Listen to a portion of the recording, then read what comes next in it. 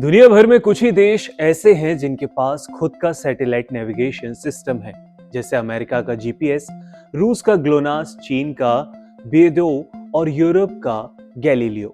आज हम और आप छोटी बड़ी चीज के लिए अपने फोन में जीपीएस ऑन कर लेते हैं, लेकिन क्या आप जानते हैं कि एक बटन दबाकर अमेरिका पूरे देश के जीपीएस सिग्नल्स को ब्लॉक कर सकता है। और इसी गुलामी को खत्म करने के लिए भारत ने अपना खुद का नेविगेशन सिस्टम नाविक बनाया था। हालांकि बीच में एक ऐसा दौर आया जब विदेशी तकनीकों के फेल हो जाने की वजह से हमारा सिस्टम ठप होने की कगार पर पहुंच चुका था। आलोचकों ने कहा कि इसरो हार गया, लेकिन इसरो ने एक ऐसा पलटवार किया जिसने पूरी ही दुनिया को अब चौंका दिया है। कारगिल के युद्ध के उस कड़े सबक से लेकर भारत के 100% स्वदेशी नेविगेशन सिस्टम तक की पूरी कहानी और इसरो के सबसे बड़े कमबैक को विस्तार से समझते हैं। कारगिल युद्ध का वो धोखा जिसने भारत की आंखें खोल दी। साल 1999 में कारगिल की बर्फीली ऊंचाइयों पर हमारे वीर जवान पाकिस्तानी घुसपैठियों से लोहा ले रहे थे। लगभग हमारी जीत तय थी, लेकिन एक बहुत बड़ी चुनौती सामने थी। भारतीय सेना को दुर्गम पहाड़ियों में छिपे हुए दुश्मनों की सटीक लोकेशन यानी कि उनके कोऑर्डिनेट्स जानने के लिए जीपीएस के डेटा की सख्त जरूरत थी। भारत ने अमेरिका से जीपीएस की मदद मांगी, लेकिन संकट के उस दौर में अमेरिका ने साफ इनकार कर दिया। उस दिन भारत ने एक बहुत बड़ा और कड़ा सबक सीखा। जो तकनीक आपकी नहीं है, वो संकट के समय कभी आपके काम नहीं आ सकती। उसी दिन भारत ने तय कर लिया था कि वो किसी दूसरे देश पर अपने सिक्योरिटी के लिए निर्भर नहीं रहेगा। कारगिल के सबक के बाद इसरो ने दिन रात एक करके भारत का अपना नेविगेशन सिस्टम नाविक तैयार किया। इसे शुरू में 7 सैटेलाइट्स के साथ डिजाइन किया गया था। प्लान बिल्कुल सॉलिड था, लेकिन किस्मत अचानक आड़े आ गई। नेविगेशन सैटेलाइट्स का जो सबसे मुख्य हिस्सा होता है वो उसकी एटॉमिक क्लॉक होती है, जो समय की सटीक गणना करके लोकेशन बताती है।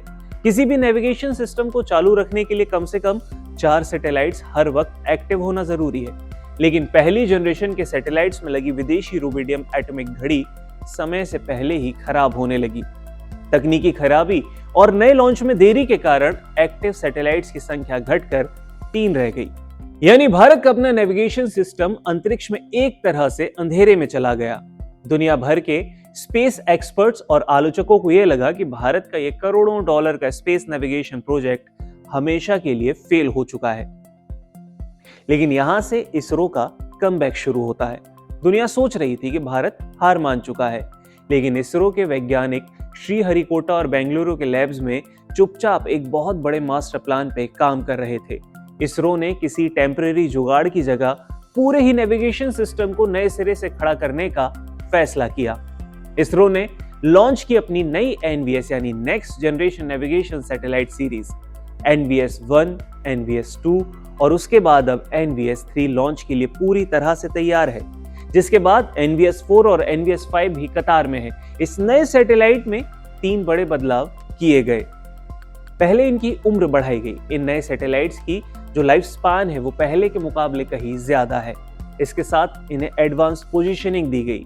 इनमें आधुनिक बाय प्रोपेलेंट सिस्टम लगाया गया जो इन्हें अंतरिक्ष में अपनी तय जगह पर मजबूती से टिकाए रखेगा। और इसके साथ ही 100% स्वदेशी एटॉमिक क्लॉक इस्तेमाल हुआ। इस कमबैक की जो सबसे बड़ा हीरो है वो अपनी रूबिडियम एटॉमिक क्लॉक है।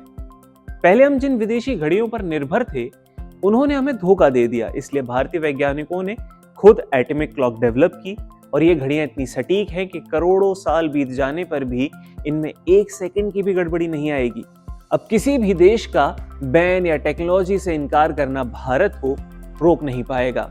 बहुत से लोग ये सोचते हैं कि जब हमारे स्मार्टफोन में गूगल मैप्स है, जीपीएस पहले से चल रहा है, तो ये अरबों रुपए खर्च करके नाविक बनाने की जरूरत क्या थी। तो इसके सबसे बड़े 2 कारण और रणनीतिक कारण ये हैं कि पहला है स्ट्रेटेजिक सोवेनिरिटी। युद्ध या तनाव के समय अमेरिका जब चाहे तब जीपीएस के सिग्नल्स को बंद कर सकता है या उसकी एक्यूरेसी को कम कर सकता है। नाविक के पास भारतीय सेना के लिए खास एन्क्रिप्टेड सिग्नल है जो मिसाइल गाइडेंस, ड्रोन स्ट्राइक और सेना की मूवमेंट के लिए बिल्कुल अचूक है। और इसके साथ ही ये बेहतर सटीक कवरेज देता है। जीपीएस के सैटेलाइट पूरी पृथ्वी का चक्कर लगाते हैं और बहुत ऊपर स्थित हैं, लेकिन नाविक के सैटेलाइट्स भारत के ऊपर एक खास एंगल, एक जियोस्टेशनरी ऑर्बिट पर सेट किए गए हैं। इसका नतीजा ये है कि घने जंगलों, हिमालय के ऊंचे पहाड़ों और शहरी सकरी गलियों में भी नाविक के सिग्नल जीपीएस से कहीं ज्यादा एक्यूरेट और फास्ट काम करते हैं। नाविक सिर्फ हमारी सीमाओं की रक्षा नहीं कर रहा है, बल्कि ये भारत के आम नागरिकों की रोजमर्रा की जिंदगी और डिजिटल इंफ्रास्ट्रक्चर की रीढ़ भी बनने वाला है। जैसे ये रेलवे को सुरक्षा प्रदान करता है, भारत का स्वदेशी कवच एंटी कोलिजन सिस्टम ट्रेन्स को आपस में टकराने से बचाने के लिए नाविक की ही सटीक लोकेशंस का इस्तेमाल कर रहा है। देश के नेशनल पावर ग्रिड को सिंक्रोनाइज करने के लिए और बैंक्स के करोड़ों ऑनलाइन ट्रांजैक्शन की टाइम स्टैपिंग के लिए नाविक से ज्यादा सटीक टाइमिंग कोई नहीं दे सकता।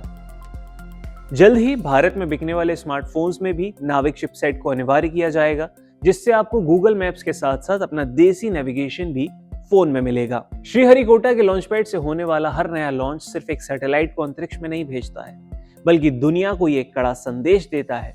इसरो ने यह साबित करके दिखाया है कि भारत अब किसी भी देश की मेहरबानी पर निर्भर नहीं है।